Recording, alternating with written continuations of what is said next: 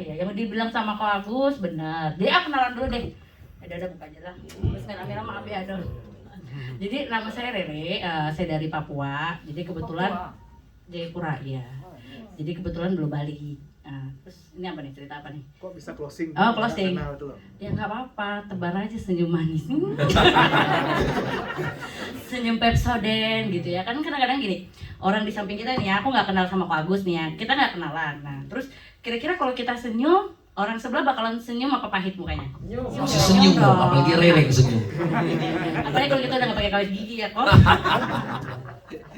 Jadi pas kita udah senyum ya orangnya senyum balik ya, otomatis kan pasti ada kalimat yang kita bakalan ngobrol ya. Halo Pak, dari mana gitu kan. Otomatis kalau kita misalnya contoh di bandara, paling ini nih barusan saya prospek orang di sebelah. Jadi jadi kan saya lagi ke salon kan ya, terus habis itu saya ya Kak gini-gini, sudah masuk dalam karung. Jadi ya kita ngobrol ibaratnya gini. Kita ngobrol tuh mengalir aja, begitu pertanyaan dikasih kita jawab gitu. Jadi kalau saya sih sistemnya saya bikin orang itu tertarik dulu sama saya gitu. Kalau dia udah tertarik, waktu saya ngobrol nanya dari mana kok gitu, contoh dari mana kok gitu, dari Bali gitu. Kita sama-sama lagi di Jakarta contoh ya. Kok aku sama saya mau terbang ke Singapura. Nah, kok lu dari mana? Dari Bali. Oh saya dari Papua loh. Otomatis kan dia pasti nanya, loh mau kemana? Dari Papua jauh amat gitu. Apalagi kalau modelan-model saya, maksudnya rambutnya kuning, terus nggak keriting, nanti ini orang Papua bukan? Gitu. Nah itu biasanya sih lumayan ya, karena saya besar lahir di sana, walaupun maksudnya orang tua saya, maksudnya kami bukan asal, cuman kalau ditanya saya orang mana, ya saya jawab orang sana, karena KTP saya orang sana. Nah jadi kalau ditanya gitu kan, banyak pertanyaan yang akan dilontarkan sama beliau dan saya juga ibaratnya akan menanya balik. Nah saat kita ada komunikasi dua arah, kita lihat dulu nih matanya lawan. Kalau matanya lawan dia memang benar-benar ngelihat kita dan dia makin tertarik dengan omongan saya biasanya lihat di 5 menit pertama. langsung Kalau 5 menit pertama orang itu nggak berhenti ngomong dan nanyain saya yakin orang itu bakalan join sama saya. Ibaratnya ya saya kalau dari awal join saya selalu lihat 5 menit pertama akan menentukan closingan saya. Dan saya juga biasanya ada perasaan nih, ini bakalan rugi apa diamond nih. Jadi saya tuh biasanya udah punya feeling duluan gitu loh. Nah kalau misalnya saya lihat nih, wah ini yang kemarin tuh yang si itu tuh, yang diamond. Oh ini diamond masuk karung. Jadi saya udah lihat gitu loh, oh ini pasti diamond nih, pasti ini diamond, nggak mungkin nggak gitu. Gimana caranya saya akan bikin dia pasti tertarik. Pokoknya kalau dia ibaratnya belum masuk di karung, maksudnya dia belum closing, saya bakalan bikin dia tidur. Ya terserah, maksudnya di pesawat dia nggak bisa tidur, entar dia lihat saya sejam lagi. atau kalau nggak saya nggak bakalan berhenti ngomong sampai dia bilang daripada saya capek lagi nih orang, biasanya closing aja deh. Ya seperti itu sih. Jadi ya lumayan lah jalan 1 tahun, berapa tahun? Aku joinnya baru 2 Juli 2021. Berarti baru tahun 1,5 tahunan gitu jalanin AFC. Maksudnya bukan ibaratnya saya juga pernah jalan bisnis begini, belum pernah sama sekali. Ini maksudnya bisnis pertama saya gitu. Orang input aja nggak bisa gitu, nggak paham gitu. Jadi awalnya memang join saya benar-benar nggak paham sama sekali bisnis. Input nggak bisa aja, rank kemarin samurai ya? Puji Tuhan. Jadi bersih dong. Saya berapa hari lagi loh kok samurai. Jadi ya ibaratnya maksudnya kalau di AFC itu ya saya pakai AFC bukan buat ibaratnya mau gimana, cuman di AFC itu saya melihat saya bukan siapa-siapa, saya juga nggak punya apa-apa, tapi ibaratnya di AFC itu bikin saya punya komunitas yang sehat ya. Yang pertama saya darinya orangnya bukan orang yang keluar rumah ya, karena saya kerjanya di maksudnya ibaratnya saya kerja di gudang gitu kan.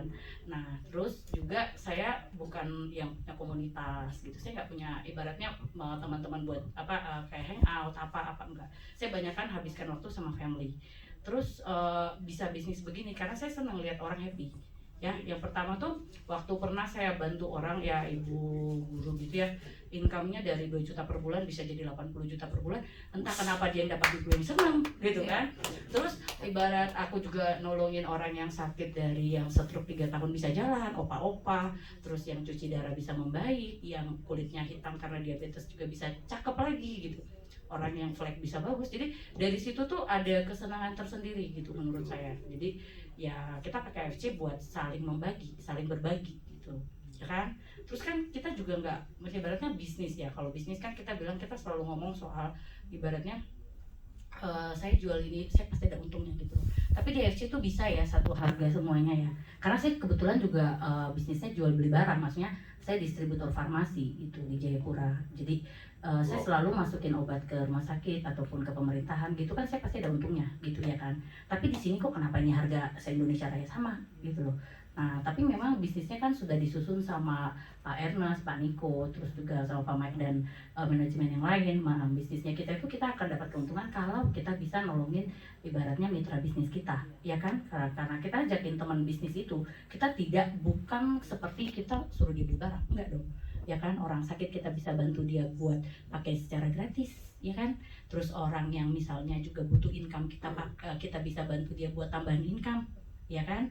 Nah, sekarang di zaman sekarang bisnis apa yang kira-kira ya, kalau kita pikir-pikir kira-kira bisnis apa sih yang ibaratnya di awal itu kita langsung mau untung duluan? Pasti kan, kita pasti mau ngomong kita mau cuan duluan gitu. Tapi di bisnis ini waktu kita nolongin orangnya, ada orang yang nggak punya loh. Waktu orang nggak punya itu dia sakit gitu contoh ya. Tapi hati bilang oh sih pengen nolong dia gitu, ya kan? Nah, waktu kita ngajakin beliau bisnis pertama kali orang sakit, saya pasti ajakin bapak pakai gratis aja, saya ada caranya gitu.